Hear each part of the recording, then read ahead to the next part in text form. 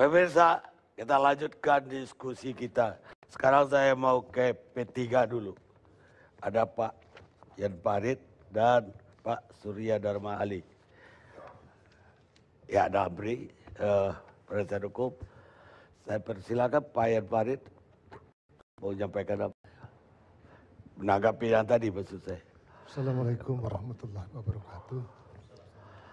Terus terang, statement Pak Menteri menarik dan terkagum-kagum saya dibuatnya. Jadi di satu pihak Golkar itu yang digunakan keputusan Mahkamah Partai. Kalau di Partai Persatuan Pembangunan yang digunakan itu hasil muktamar. Jadi ada dualisme penjelasan oleh beliau. Padahal beliau menyatakan beliau adalah bagian daripada menteri terdahulu. Artinya surat menyurat yang dikeluarkan oleh menteri terdahulu mengikat juga untuk beliau. Nah, mari kita lihat surat Menteri Amir Syamsuddin. Amir Syamsuddin mengeluarkan surat melalui Dirjen AHU menyatakan menolak pendaftaran dari kubu Surya Dharma dan kubu Romi dengan meminta kepada para pihak untuk islah dan membawa masalah ini kepada Mahkamah Partai. Membawa masalah ini kepada Mahkamah Partai. Atas dasar petunjuk Kumham, permasalahan ini kita bawa ke Mahkamah Partai. Sampai ke Majelis Syariah.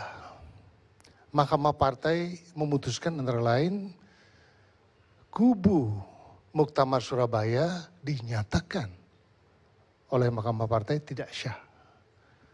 Kubu Muktamar Jakarta itu dinyatakan sah. Karena prosedurnya melewati advice yang diberikan oleh Menkumham. Kita ikuti, Menkumham, bukan Menkumham. Menkumham dan Mahkamah Partai dan Majelis Syariah. Ini yang kita ikutin, turunan daripada keputusan Pak Menteri sebelumnya. Tiba-tiba nggak ada hujan,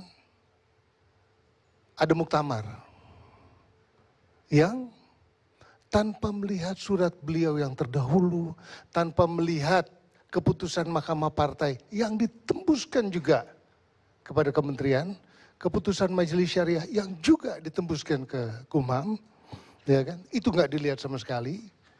Beliau setelah dilantik langsung menandatangani persetujuan untuk pengesahan kubu Muktamar Surabaya. Ini saya anggap satu keajaiban, salah satu keajaiban dunia. Karena untuk P3 ini yang dilihat adalah muktamarnya, Mahkamah Partainya tidak dilihat. Kalau Golkar yang dilihat Mahkamah Partainya. Loh, jadi menteri ini mau lihat yang mana? Ya kan harusnya beliau itu konsisten kalau mau pakai undang-undang 3233, pakailah itu undang-undang. Jangan dimodifikasi. Masa sih ada keputusan satu sama lain berbeda?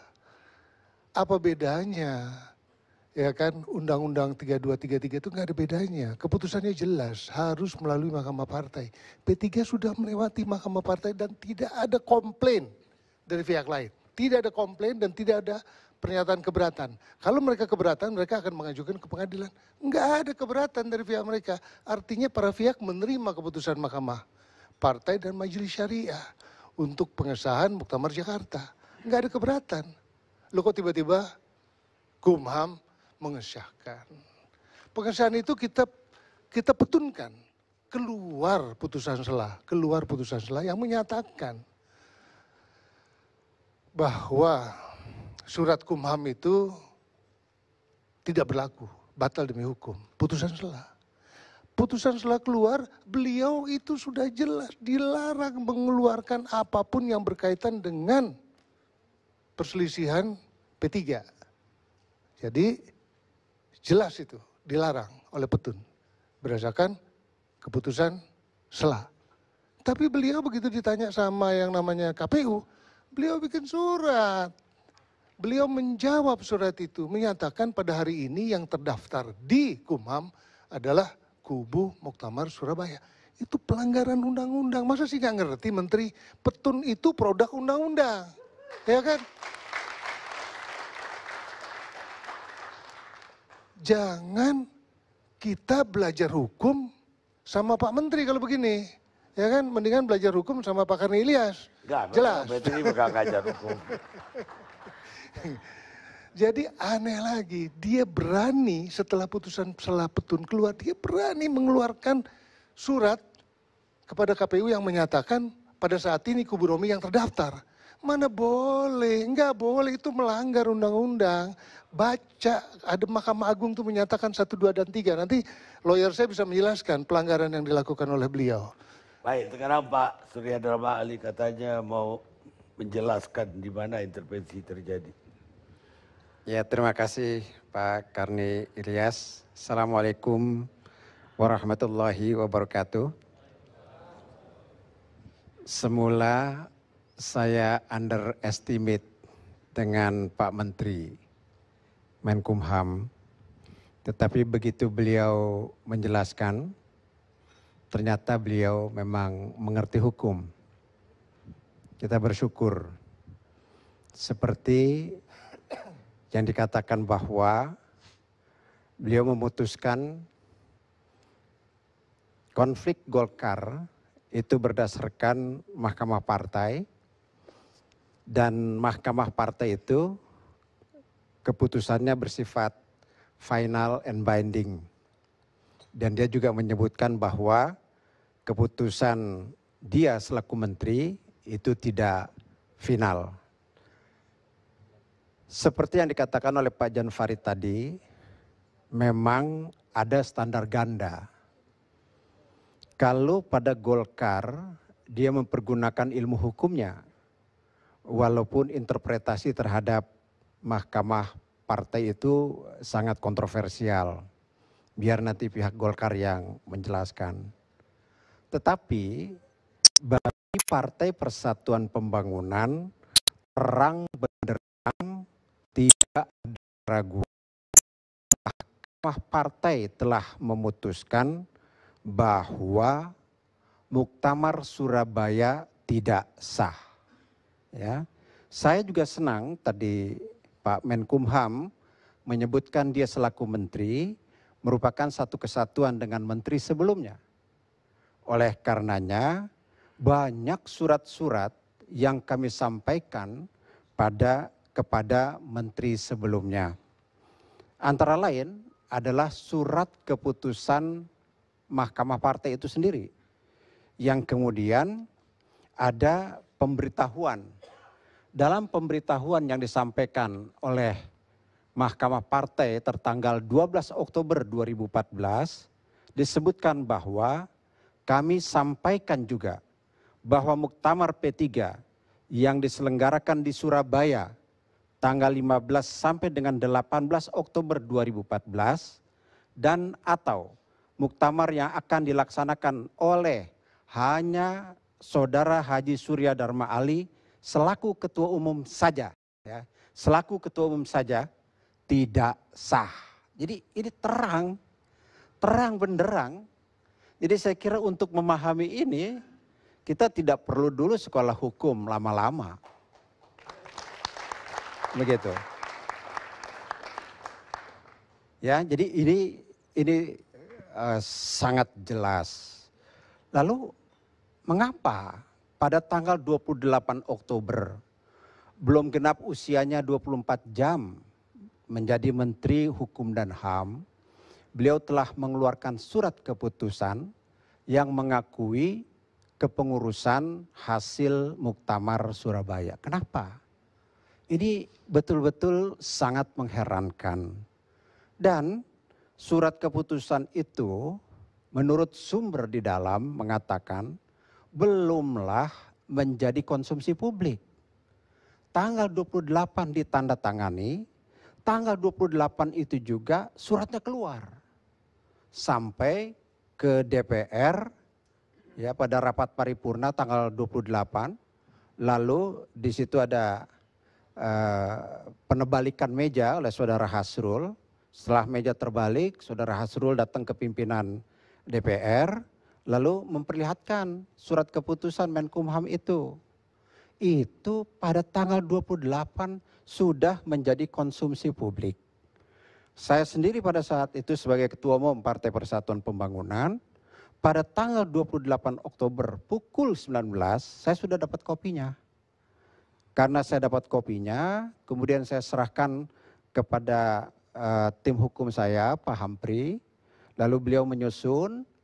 Keesokan harinya pada tanggal 29 Oktober pukul 11 didaftarkan di PT UN gugatan terhadap surat keputusan Menkumham itu. Nah, Pak Karni, ini saya menduga ini adalah satu-satunya surat keputusan tercepat di dunia yang digugat ke pengadilan. Ya, digugat pengadilan. Jadi saya berharap ya Pak Menkumham melihat ini dengan jernih, dengan ilmu hukumnya. Saya juga hormat dengan Pak Jokowi yang meminta kajian kepada Menkumham mengenai kasus Golkar dan Partai Persatuan Pembangunan. Tetapi alangkah baiknya Pak Jokowi tidak mengambil informasi dari satu sumber. Panggillah Golkar, panggillah P3 untuk menyampaikan persoalan yang sesungguhnya tidak berdasarkan informasi satu pihak. Demikian Pak Karni, terima kasih.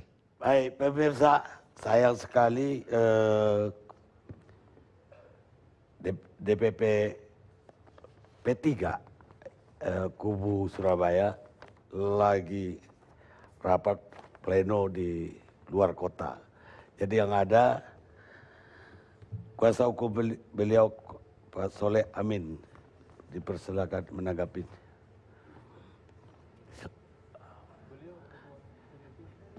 Oh, tadi dibilang aja ada yang rapat Pak Robi. Oh. Baik, terima kasih Bang Karni. Assalamualaikum warahmatullahi wabarakatuh.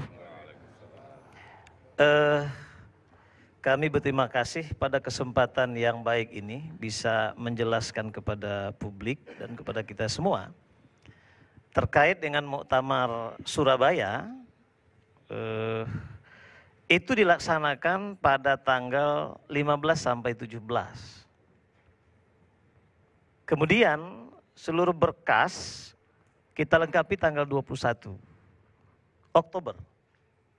Lalu pengesahan Menteri Hukum dan HAM itu tanggal 28 Oktober. Sesungguhnya pengesahan itu adalah amanah undang-undang. Saya tidak bicara tentang pasal 23 nanti kuasa hukum kita. Tetapi ingin saya jelaskan adalah P3 tidak ada dua muktamar sesungguhnya. Karena antara pelaksanaan muktamar yang sah menurut Undang-Undang Partai Politik pasal 24-25 keabsahan itu adalah 2/3 dari peserta muktamar. Sementara muktamar Jakarta itu dilaksanakan setelah keputusan Menkumham tanggal 30 Oktober. Jadi tidak ada dua muktamar. Nah karena itu kita yakin bahwa keputusan Menkumham itu adalah menjalankan amanah undang-undang. Kalau tadi disinggung soal keputusan Mahkamah Partai yang disampaikan oleh Pak Jan Farid, itu sesungguhnya dilaksanakan sebelum muktamar. Dan kalau kita mau ngacu undang-undang dan juga kepada ADRT Partai Persatuan Pembangunan, itu juga keputusan Mahkamah Partai tidak melebihi kewenangannya. Jadi kalau ada tadi disebut Majelis Syariah, Majelis Pertimbangan mengamanahkan bahwa muktamar dilaksanakan pada tanggal 30, itu sama sekali tidak ada kewenangan partai terhadap penetapan waktu. Karena sudah disepakati bahwa pada rapat pengurus harian itu muktamar dipercepat. Karena itu kita melaksanakan muktamar lebih pada keabsahan. Nah, berkenaan dengan tadi Pak Yan Farid mengatakan bahwa ini sesuatu yang aneh dan lain sebagainya. Justru apa yang kita lakukan sudah sesuai dengan Undang-Undang Partai Politik ADRT kita. Jadi karena itu ingin saya jelaskan kepada kita semua, kepada publik, bahwa Muktamar Surabaya itu adalah muktamar yang sah, tidak bertentangan dengan undang-undang, dan juga tidak bertentangan dengan ADRT kita. Itu kita yakini keabsahannya, oleh karena itu terkait dengan persoalan hukum, barangkali kita beri kesempatan kepada tim hukum kita. Silakan Pak Soleh. Assalamualaikum warahmatullahi wabarakatuh. Terima kasih Bang Karni terkait dengan isu yang dibicarakan pada malam ini. Saya ingin menanggapi apa yang disampaikan oleh Pak Menteri tadi, yang direspon juga oleh Pak Jan Farid. Yang pertama dikatakan ada surat dari Kementerian Hukum dan HAM yang isinya mengatakan bahwa yang benar itu adalah apabila tidak memberikan persetujuan atau pengesahan terhadap apa yang dihasilkan dalam Muktamar Surabaya. Perlu kami sampaikan, surat Kementerian Hukum yang dimaksudkan itu adalah dalam konteks merespon terhadap permohonan perubahan anggaran dasar P3 terkait dengan pemecatan Ketua Umum yang pada waktu itu Pak Surya Dharma Ali. Kan begitu. Yang diajukan itu bukan sah tidaknya muktamar. Lah, jawaban pada waktu itu adalah karena kepengurusan terhadap penggantian yang dirubah dalam pertemuan pengurus harian pada 9 September itu diajukan juga pemecatan terhadap Romi dan kawan-kawan. Kedua-duanya mengajukan ke Kementerian Hukum dan HAM, maka ada surat dari Kementerian HAM yang mengatakan selesaikan dulu melalui mekanisme Mahkamah Partai. Itu yang terjadi sebelum adanya muktamar. Dikatakan disitu harus islah. Oke. Lah, dalam sejarah P3 untuk melakukan islah itu ada forumnya. Antara lain forumnya adalah Mukernas, Rapimnas, dan termasuk sebagai forum tertinggi adalah melalui apa yang disebut dengan muktamar. Perlu kami sampaikan, muktamar di Surabaya yang dilaksanakan pada tanggal 15 sampai 17 itu melalui kepanitiaan yang dibentuk pada waktu Pak Surya Dharma Ali hadir pada 9 September. Jadi pada waktu 9 September itu setidak-tidaknya ada 2 poin yang diputuskan. Pertama pemecatan, kedua adalah pembentukan kepanitiaan muktamar. Yang dibatalkan oleh Mahkamah Partai adalah terkait dengan pemecatan Saudara Surya Dharma Ali sebagai Ketua Umum. Sehingga kembali kepada posisi semula. Tetapi kepanitiaan yang dibentuk pada waktu itu ada SC, ada OC, berjalan sebagaimana mestinya. Yang pada akhirnya diputuskan, dilaksanakan berdasarkan hasil kepanitiaan itu muktamar di Surabaya. Lah, kenapa terkait dengan muktamar di Surabaya Ketua Umum juga tidak tanda tangan dan semacamnya? Lah, saudara sekalian perlu kami sampaikan, kewenangan untuk menyelenggarakan muktamar itu ada pada Dewan Pimpinan Pusat Partai Persatuan Pembangunan. Dan ini sudah dibentuk pada tanggal 9 September. Gitu loh. Yang juga hadir Pak Surya Dharma Ali pada waktu itu. Pada akhirnya beliau karena emosi pada waktu itu, beliau pergi, tetapi keputusan yang berkaitan dengan kepanitiaan tetap disahkan itu. Dan outputnya adalah yang di Surabaya. Pasal akhirnya 2/3 pertimbangan. Settlement terkait dengan sengketa partai politik ada 3 rejim di sini, Pak. Pasal 8, pasal 24, 23-24, dan pasal 33-34. Ya, 32. Terkait dengan penyelesaian yang berkaitan dengan output muktamar, maka instrumen hukum yang digunakan adalah pasal 23 dan pasal 24. Dan kami sudah membaca risalah perdebatan di DPR pada waktu itu, yang bisa membatalkan adanya muktamar yang dilakukan oleh suatu partai politik sebagai lembaga tertinggi hanya 2/3 apabila melakukan oposisi terhadap keputusan muktamar. Selebihnya tidak ada, karena ini lembaga tertinggi. Termasuk mahkamah partai itu dibentuk oleh undang-undang sekaligus merupakan yang dibentuk berdasar oleh hasil muktamar. Itu kedua. Yang ketiga yang ingin saya sampaikan, tadi menyinggung soal majelis syariah dan semacamnya. Tidak ada di dalam ADRT kita yang memberikan amanah kepada majelis syariah untuk menyelenggarakan muktamar atau menginisiatifin adanya muktamar. Mohon dipertimbangkan, mohon diperhatikan di sini, majelis pakar, majelis syariah, majelis pertimbangan, dan Dewan Pimpinan Pusat itu adalah setara. Ada kewenangan, ada hak dan kewajiban yang berbeda satu sama yang lain. Baik. Begitu. Baik, Pak. Terima kasih atas Saya bertanya, ALC kok mendiskusikan politik. Sebetulnya politik dan hukum itu satu mata uang dengan dua sisi. Buktinya ini juga menyangkut hukum dan harus diselesaikan tidak hanya di partai, tapi juga di pengadilan kalau terjadi segala perselisihan. Dan politik itu adalah masalah yang sangat serius. Terlalu serius kalau hanya diserahkan kepada politisi. Kata Charles de Gaulle, Presiden Prancis. Kita rehat sejenak.